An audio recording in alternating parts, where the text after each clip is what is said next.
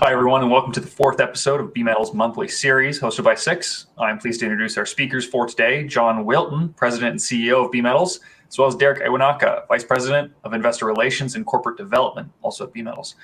Derek and John are going to walk us through a company presentation, and after, we're going to be taking questions live. So remember, you can submit those questions in the Q&A panel on the right-hand side of your screen at any point today. And as a note, today's presentation is available for download in the Handouts tab on the right-hand side of your screen as well. And because this is a BeMetals Monthly Series, with your registration and attendance today, you will automatically be notified for upcoming episodes. But as always, this event is being recorded. It's going to be available on demand on Six.com in the coming days, so look out for that. And without further ado, John, Derek, I want to pass things over to you. Great. Thanks very much, Cameron, for that introduction. And welcome to everyone early in this 2023 new year. As Cameron mentioned, we're going to give you a brief update today on the progress we made during last year, 2022, with some news release results from drilling in Japan. That's the main focus of this webinar, and also a brief update in general on where we are with BeMetals at this point in time. There will be some forward-looking statements, so there is the relevant disclosure cautionary statement. And just as a summary, many of you listening to this webinar will be well aware of our spread of projects. One development that has occurred at the end of last year was that we decided to terminate our option agreement with Thunder Mountain Gold on the South Mountain project in Idaho in the USA. While we did return some interesting geological targets from a geophysical survey at the property, we felt that these were a significant distance away from the current resource base. So we've decided to terminate that option agreement and focus on our gold and copper exploration at this point in time, with really a strong focus on our exploration drilling and other exploration activities with Kazan in Japan, our wholly owned 5 properties there, and the Pangeni Copper Project in the prolific Zambian Copperbelt, where we have JOGMEC, the Japanese state agency, as a cornerstone strategic partner. So really, to run through now the recent results and a review of the drilling results from the Kato project, primarily in Japan. As you'll be aware, that we have those 5 high-quality exploration properties, 3 of which are located on the northern island of Hokkaido, 2 down on Kyushu. Many of you will have heard from us and other sources. One of the big areas of interest in this Japanese terrain for the potential discovery of very high-grade gold deposits is the Hishikari gold mine located down on the island of Kyushu that remains into production with Sumitomo Metals and Mining. That gives us a lot of geological confidence in the terrain in Japan to deliver further discoveries of relatively high-grade mineralization. And also important to remember that other than Hishikari itself, in the past, a number of significant and high-grade gold mines were developed throughout Japan in similar young age rocks and with similar geological settings, in what in general we would term epithermal gold deposits. So our 5 projects in Japan are called Kato, Todoroki, Konomai, Tashiro, and Hokusatsu. The focus of our exploration work during 2022 has really been with the drilling at the Kato project. We generally term that as being our most advanced project. That's really based on the amount of historical drilling that was completed on that project by the precursor to JOGMEC in the last sort of countrywide scale exploration that was completed in Japan in the mid 1990s. Importantly, really, until the last 3 or 4 years, 5 years possibly, there has been very little exploration done in Japan for gold. And unusual that we find a terrain that has the pedigree and the potential for discovery and development, as we see in Japan, that has almost had 3 decades of very little exploration. Important project also for us up in Kaido is the Todoroki project, where we completed in 2021 a series of surface sampling, channel and chip sampling. We will talk to the results of that program, and that will also be lined up for drill testing for the first time by us in about mid-year in 2023 now.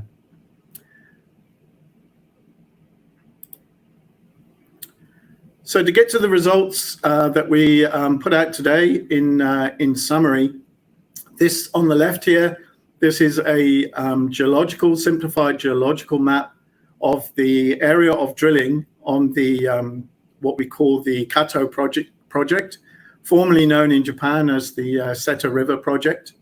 And what you can see there is the results of the drilling have now been able to extend the strike length of the important Seta vein by some 400 meters from where we intersected the first high-grade area of the Seta vein in hole KT2211 back in about May of last year. We can see that we've sequentially stepped along strike, and really encouraging was that we've also intersected what we've identified as the Kamataki vein that also appears to have a strike length of some 300 or 350 meters.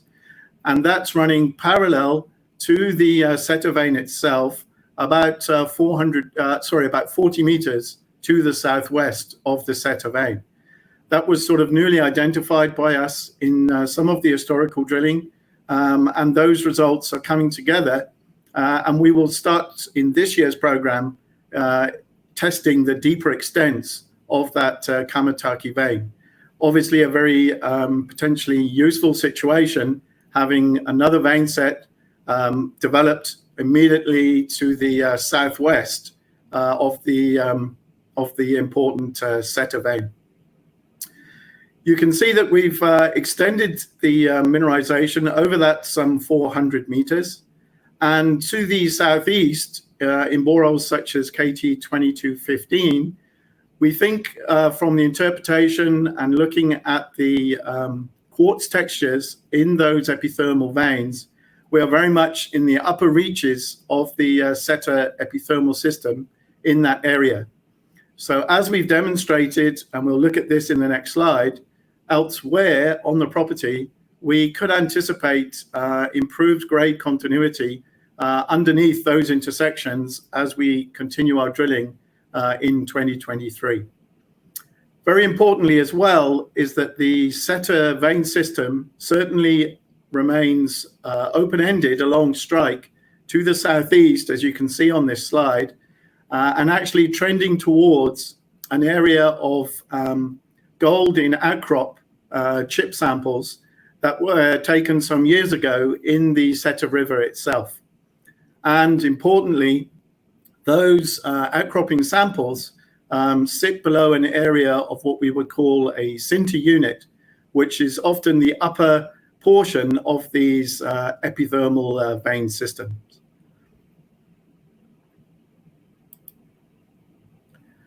So just to look at an example of a cross-section through the Seta vein itself, here's a previously reported hole, KT2211, and that demonstrates that change in grade as we've gone underneath the historical holes such as KT1802. There we saw grades of about 22 meters at 0.5 grams a ton. But as we've gone underneath the steam heated zone of this epithermal system, you can see how the grades pick up into some really interesting and certainly economically viable significant widths and grade intersections. On the right-hand side, there's just an example of the quartz vein from KT2211, and importantly that we're finding that extends now significant distance on strike, and we'll be further testing to see the depth extent of that part of the system. Another example, some 100 meters further along strike from KT2211, hole number 12, where we first intersected, you can see there in that pink-purple color, the Kamataki vein that's running subparallel to the Setter vein itself. And we've now extended through the recent drill results put out today in holes such as KT2215, that extends again some 350 meters to the southeast. Again, we're seeing that zonation in vertical depth, where we're seeing some significant grades from the Setter vein as we go in underneath the base of the steam heated zone.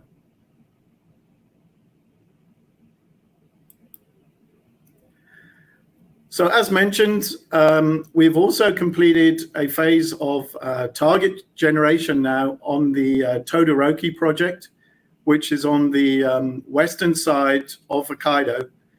That's based on historical information that's put together from the mining of this project some years ago, where approximately 200,000 ounces at about 10 grams a ton gold were produced.